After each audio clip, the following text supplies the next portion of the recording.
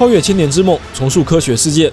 天才、海贼、杀手、保镖，因缘交汇的未来城市，好戏即将上演。大家好，我是朱尔本。海贼王1068话，天才的梦想已更新，单剑岛遭遇战正式打响。福叶继续短期连载，解码无感情海游记第25期，两个老熟人一顿互殴，打得满头包，用物理方式唤起了回忆。当年在那个吐着舌头的男人带领下 ，Max 团队相亲相爱。吃天使送我任务，你们辛苦了。S 熊只需要放在原地就好，他会自己走回来的。船不需要入港，你们原路返回就可以啦。监控室再次婉拒 CP0 的船只登陆，机械海兽们死死盯着目标，双方隔着漫天大雪，局势急剧升温。毕达哥拉斯化身复读机，耐心说服着 CP0，只要向 S 熊下达归还命令即可，任务就完成了。至于登岛，完全没有必要嘛。喂，你这是什么态度啊？陆奇已隐约察觉到贝加庞克发现了他们的意图，卡库不依不饶。我们长途旅行有够累的，不请我们进岛喝杯茶吗？你们可以去附近的海军 G14 支部。轮到陆奇开口翻起旧账，关于弹间岛失踪事件，你应该知道些什么吧？失踪？谁失踪了？2个月前一艘 CP5 的船只，1个月前另一艘 CP7 的船只，以及2周前 CP8 的船只。过去2个月，那些造访弹间岛的政府船只一艘也没有回来。你说这是为什么？面对陆奇的咄咄逼人，毕达哥拉斯不慌不忙，继续耐心解释。在他们的记忆里，所有船只早就平安出航了，但莉莉丝的暴脾气已经忍不住了。你到底想说什么啊？是想说我们对 CP 的船只动手了吗？要打架吗？不可以啊，万一打起来我们不好办啊。开港就开港，你们给我好好调查清楚。不，这个也不可以啊。总而言之，你们还是请回吧。是吗？我明白了。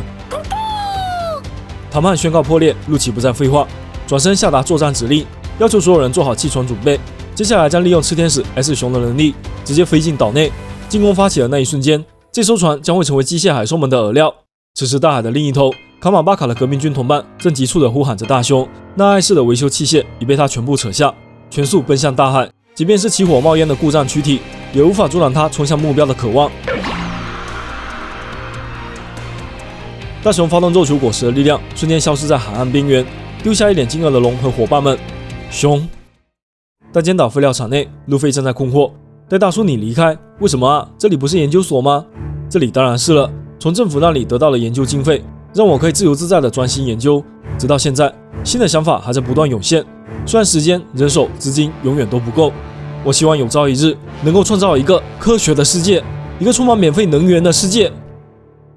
哦，为什么你一点也不吃惊啊？是要帮助大家的意思吗？白痴船长对科学免疫，盛名只能耐心翻译。能源即是资源，各国之间总是为了争夺资源而发动战争。而在贝加庞克看来，人类是何等的愚蠢！明明能源只要用心去感受，不管是这里还是那里，它都无处不在。这个世界上存在着各种各样丰富的资源，如果能将它们转化成肉眼可见的动力，就能扑灭引起战争的其中一个火种了。好像完全不感兴趣啊！能让大家开心的人都很了不起啦。不过我对当英雄没什么兴趣。然后呢？为什么你要离开这里？终于问到点上了。原来贝加庞克越是探寻终极能源，就越是接近古代机器人的谜团。答案很可能就在古代能源之中。作为一名学者，他无法抑制自己挖掘真相的好奇心。然而，如果揭开那段禁忌的历史，没有人能预料到会发现什么。继承了友人的意志，我不断深入研究。于是，在不知不觉中，远处的工厂城突然发生剧烈爆炸，引起众人的警惕。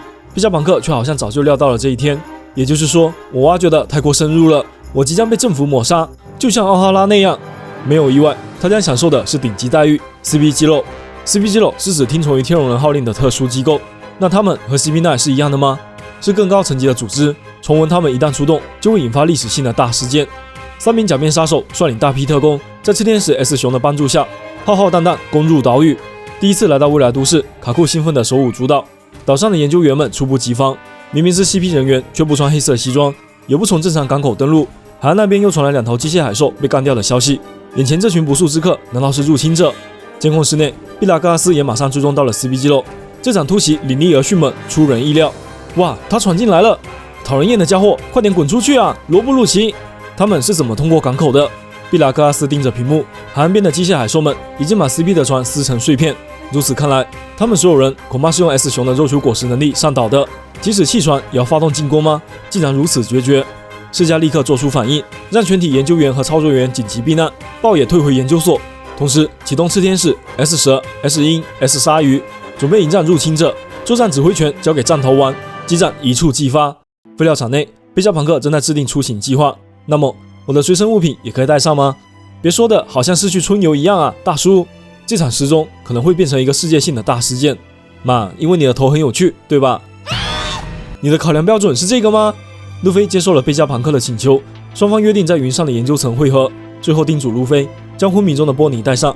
那么我在上面等你们。贝加庞克道别众人，身体逐渐变成透明，直至完全消失在空间中，又把路飞吓了一跳。你怎么消失了啊，苹果大叔？未来还真是容易让人头脑混乱啊！此时的工厂城内正在爆发激战，政府特工一拥而上，朝着宇宙怪兽疯狂射击。然而就算把子弹打光，也完全不起作用。卡库按捺不住了，统统看好了，什么才是海上的飒爽英姿？宇宙怪兽是吧？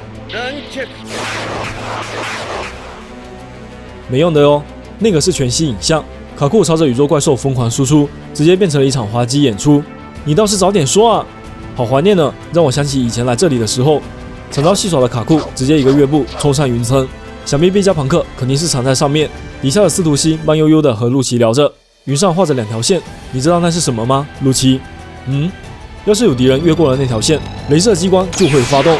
卡库刚刚冒出云端，立刻原地爆炸，化作天边一朵绚丽的烟花。这东西叫边界圆顶，一种自动迎击入侵者的系统。原来在最关键的大脑四周，贝加庞克早就布下了强劲防御。可怜卡库成了斯图西掩饰的工具人。也就是说，世界第一的科学家没你想的那么简单呢。这些你能早点说吗？混蛋，你太恶劣了，斯图西！现在身体暖和了吗？阿特拉斯很快发现了这场骚乱，匆匆赶到救祸。是谁？我不允许有人在弹间岛比我还会闹。斯图西一眼就认出，这正是贝加庞克分身之一的豹。施加正想制止阿特拉斯的攻击，然而小萝莉大喊着奥特能量，已经挥起超级右手，准备好好招呼这群家伙。这可不是过家家呢。白袍假面撕掉伪装，瞬间变身凶猛猎豹，以必杀一击轰出恐怖怪力，正中阿特拉斯脑袋。研究员们大声惊呼，卡库也忍不住感叹：同僚一出手就是毫不留情啊！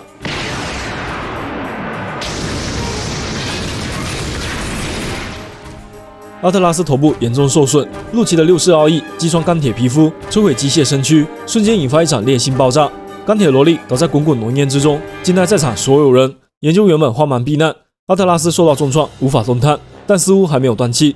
露琪盯着濒死的猎物，正准备痛下杀手，不远处突然跑过几个欢快的人影。我们赶紧上去吧，就用真空火箭炮。草帽小子，带鸽子的家伙，冤家路窄，姻缘诈欺。以上就是《海贼王》1068话的全部内容啦，下周不休刊。本话尾田继续提速剧情 ，CP0 小队没有犹豫，直接杀进了弹间岛，并很快遭遇了路飞小队。双路交手比我们预想中来得更快了。另外一边，肉球果实的能力在本话中戏份拉满，真正的大雄和赤天使 S 雄双双使用传送，又是一个奇妙的呼应。突然暴走的大雄究竟想要去哪里？率领3名赤天使的战头丸将在这场乱战中扮演什么角色？贝加庞克的终极梦想又藏着什么深意？下一期我们来聊本话的伏笔细节，敬请期待。